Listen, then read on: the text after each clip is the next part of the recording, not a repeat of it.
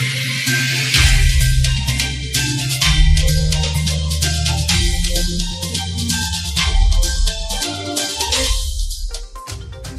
自世界维吾尔代表大会维吾尔人权项目和东突厥斯坦集中营的幸存者代表团开始访问日本。我们于9月25日开始访问日本，并受到日本维吾尔协会的热烈欢迎。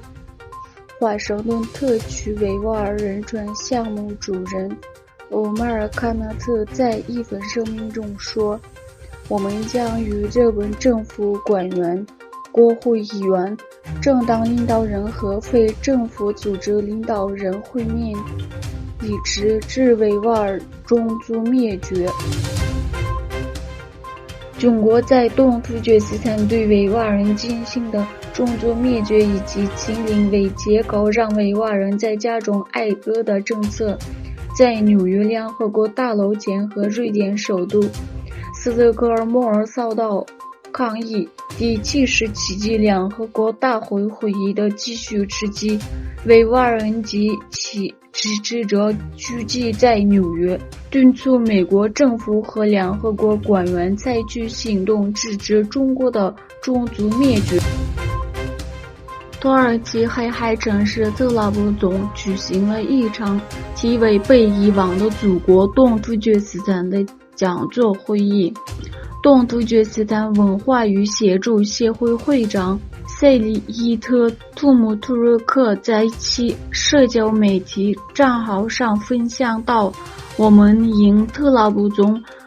阿尔斐然组织的邀请，于9月25日举行了一场关于被遗忘的祖国东突厥斯坦的会议。东突厥斯坦独立万岁！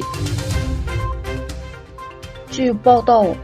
美韩海军已在朝鲜半岛东部海域展开军事演习。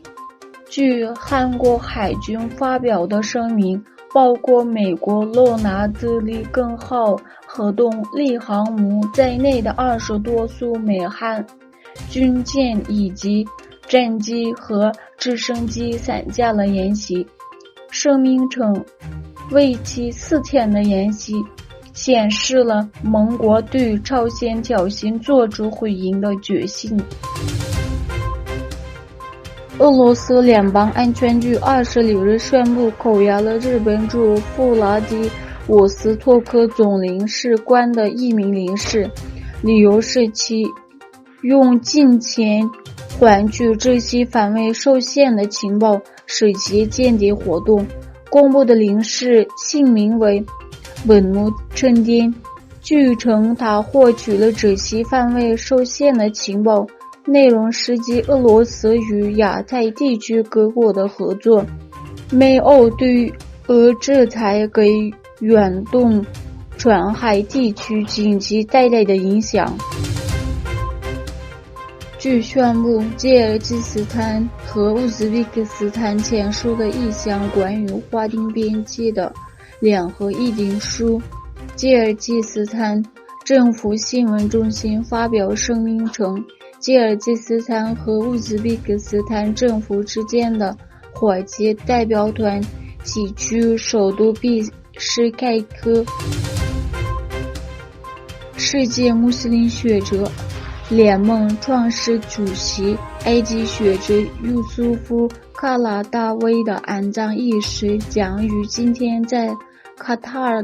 首都多哈举行，享年96岁。著名伊斯兰学者尤苏夫·卡拉达维除了一生从事科学研究外，还参加了会议、电视节目和学术活动，留下了170多件作品。